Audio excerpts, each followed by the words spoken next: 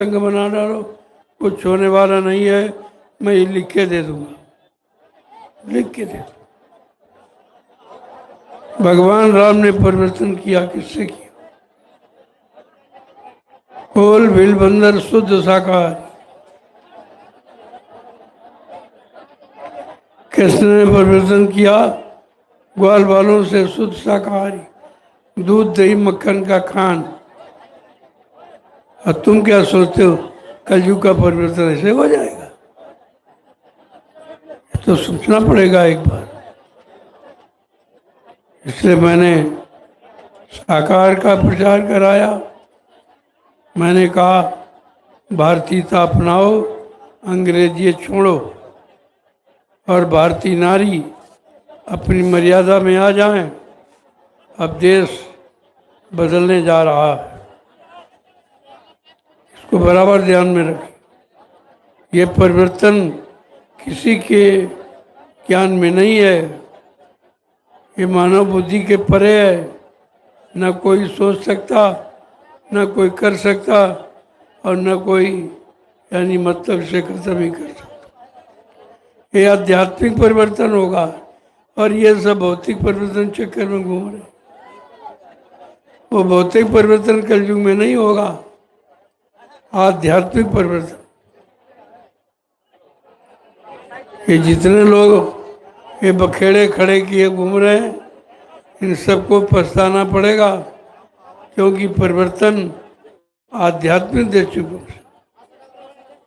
ये तरीके नहीं, जो तरीके अपना रहे हैं, इससे कुछ नहीं होगा।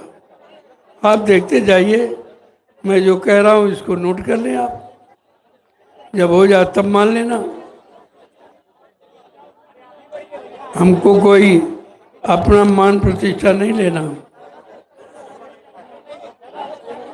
कोई अपना काम हमें नहीं करना। मैंने पहले ही आपसे कह दिया, मुझे कुछ नहीं चाहिए, मुझे व्यवस्था चाहिए, परिवर्तन चाहिए। उसी के लिए मैं रात दिन लगा हूं।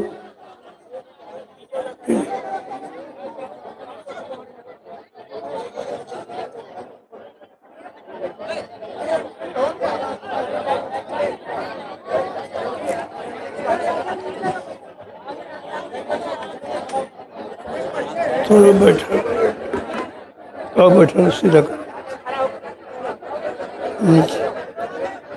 वो लगाओ सही, ठीक सही लगाओ, ठीक सही लगाओ,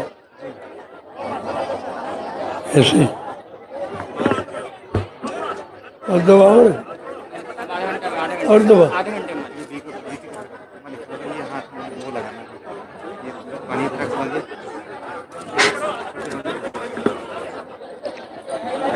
बड़ी शांति के साथ प्रेमियों, आज आप विशेष अवसर पर, विशेष उत्सव पर हैं।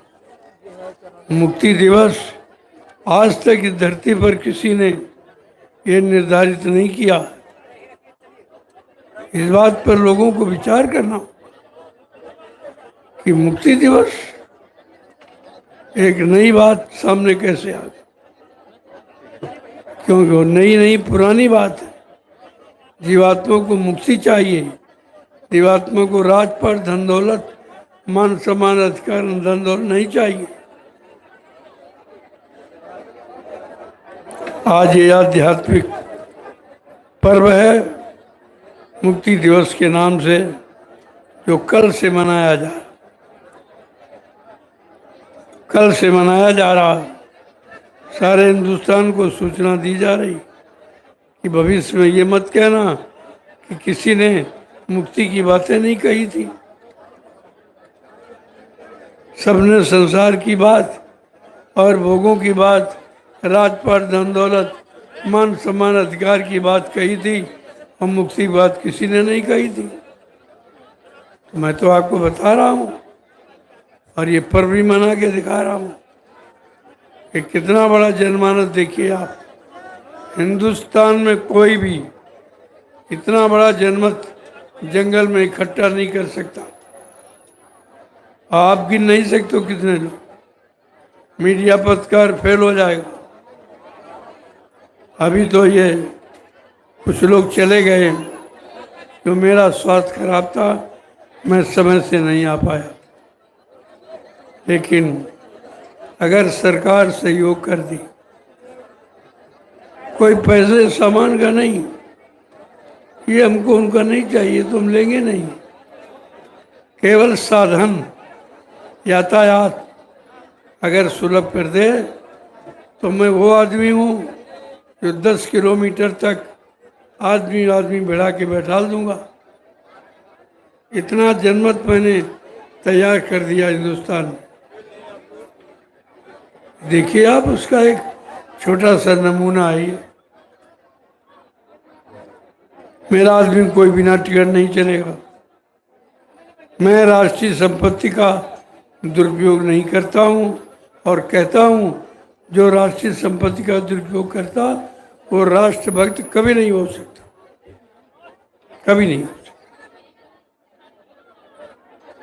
ये तमाम लोग राष्ट्र का नुकसान कर रहे हैं, अपने को राष्ट्रभक्त भी कह रहे हैं। उपदेश देना सरल है,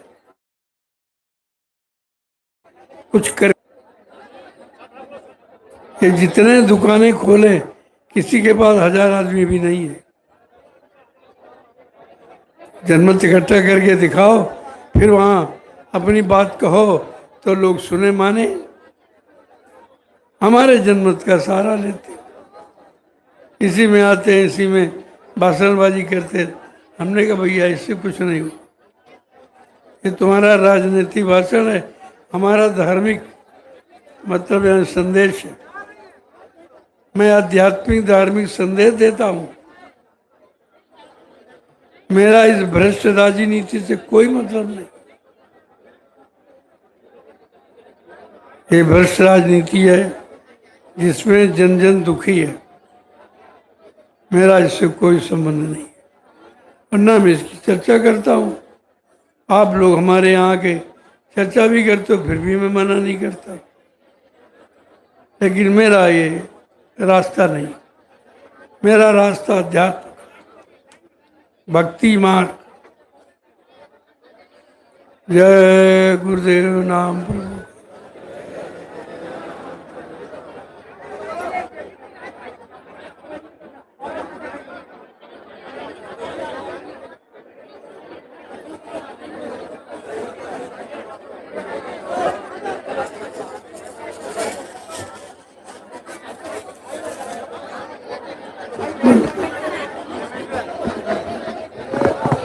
शांति के साथ आज ये ध्यान रखो, आध्यात्मिक पर्व है मुक्ति दिवस। इस पर्व के बारे में अभी लोगों को जानकारी नहीं है। आगे आने वाले समय में ये पर्व बड़ी खुशहाली के साथ, बड़े हर्षोल्लास के साथ मनाया जाएगा। जब इसकी बात, इसका अर्थ लाभ समझ लेंगे तब।